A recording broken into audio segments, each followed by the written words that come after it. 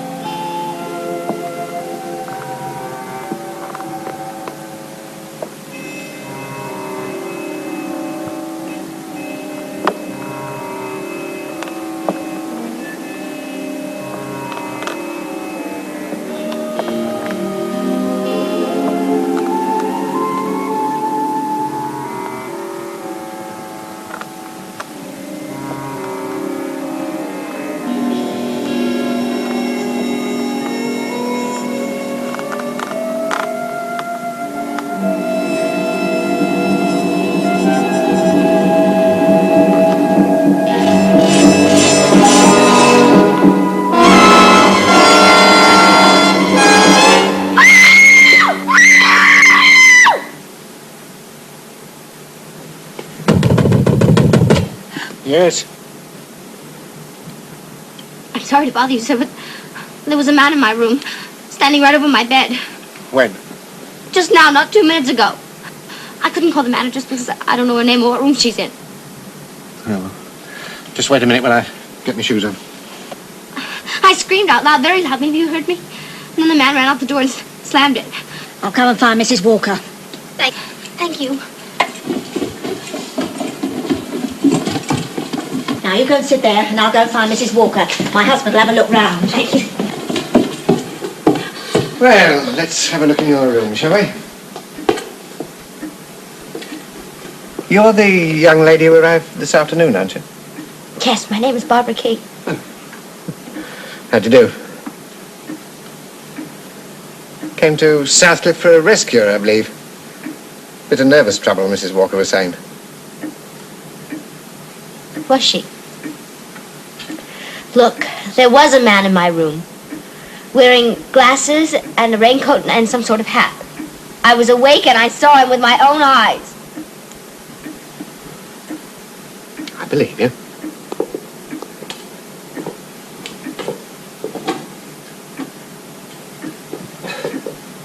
Nobody there. I'm sorry to put you to all this trouble. It's no trouble.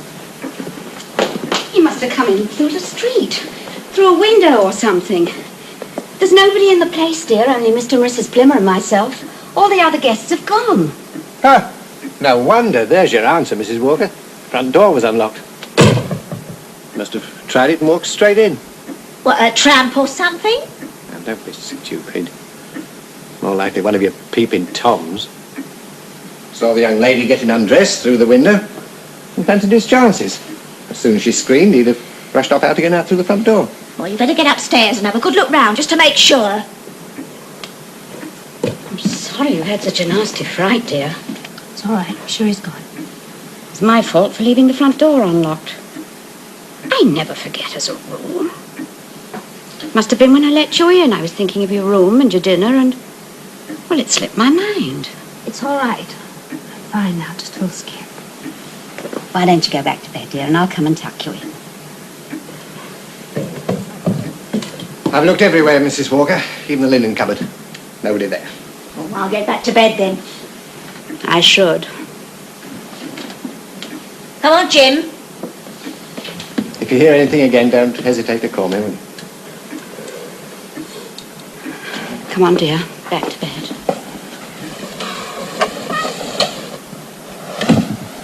I'd rather you didn't say anything about this, dear, if you don't mind. You mean not report it to the police? Well, it's just that Mr. and Mrs. Plimmer have been coming here for the last 5 summers, and they're really very nice people. Mrs. Walker, are you suggesting that the man in here was Mr. Plimmer? I'm not saying anything, my dear. Only that Mr. Plimmer was ill for some years. Some sort of breakdown, so she said. He doesn't sleep, you know. He sits up all night long in a chair reading. Sometimes he goes for long walks all night.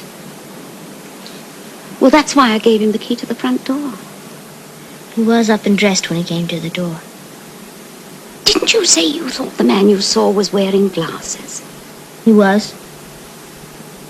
And he was about Mr. Plimmer's build, from what I could tell. Well, I know I did leave the front door unlocked, and somebody could have come in from the street, but... I see what you mean. Well, look, they're going the day after tomorrow. Well, I could always lock my door, I suppose. I'll be all right. Are you sure? Because if you're nervous, I can give you a room upstairs or at the back or... No, don't bother. I'll be fine. And my room's just along the corridor past the dining room, and so I'm not far away if you want me. Good. I'm sure he won't try it again. Oh, dear, dear. Dreadful weather, isn't it? Horrible. You know, it's quite nice here in the summer. I'm sure it is. What a shame you're having such rotten weather for your holiday. Well, plenty of sea breezes, that's what the doctor ordered. Your firm must think a lot of you, sending you away to the sea for a week like this. Well, I wasn't really being much use to them crying all over my desk every day. What was it, dear? Or am I being nosy? No. I've been working very hard, long hours mostly. And then on top of all that, I had a personal problem. Oh, dear, I'm so sorry. Well, perhaps you'd rather not talk about it. No, it's all right. It's over now. A man I was supposed to marry changed his mind. Never mind, dear. There's more fish in the sea, as they say. What you want is a good rest, plenty of fresh air, and you'll feel quite differently about it after a few days here. I'm sorry, I didn't mean to bore you with my trouble. Don't be silly. It does you good to have someone to talk to. You're very kind. You're my last visitor, you know. My last visitor of the season. Am I? Oh, yes. I shall be closing down altogether next week for the winter. I see. And when Mr. and Mrs. Plimmer go the day after tomorrow, you'll have the whole place to yourself. I hope you don't mind. No, why should I? Quiet is what the doctor ordered. Plenty of rest. Well, I'm afraid it wasn't very quiet for tonight, dear. I'm so sorry. It's all right. We've got a couple of Mr. Plimmers around the office. I'm getting used to it. Well, if you feel nervous and lonely in the evening, you can always come into my room and watch TV. Or we could chat. Thank you. That's very nice of you. Well, I mustn't chat anymore or you'll be losing your beauty sleep. Good night, then. Good night. And don't you worry, dear. It won't happen again. I'm quite sure of that. Good night. Good night.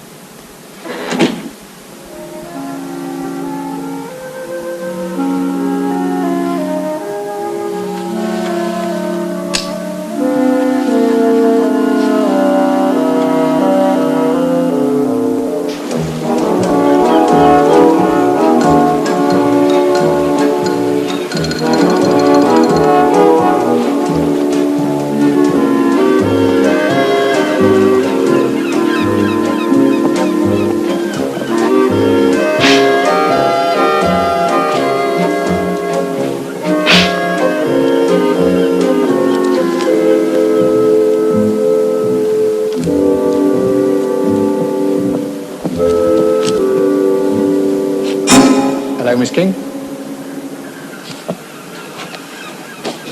Good morning.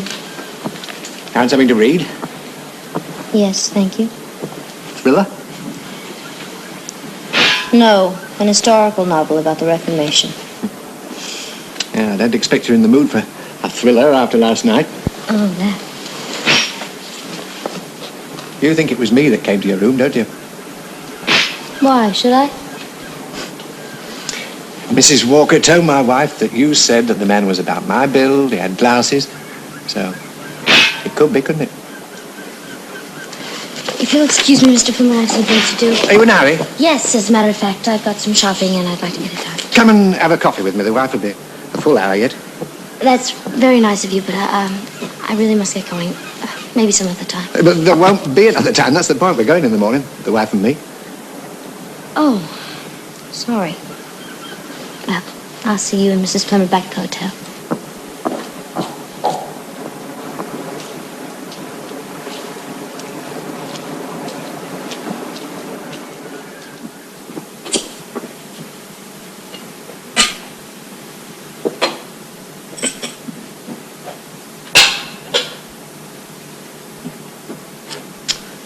Wasn't it nice then? Oh, sorry. You haven't touched your stew, have you? Well, I wasn't very hungry. What a shame. Can I get you anything else? Some cheese, perhaps? No, thank you. Just some coffee, please. Mrs. Walker will be disappointed. I'll explain it to her. What happens to you when the hotel closes?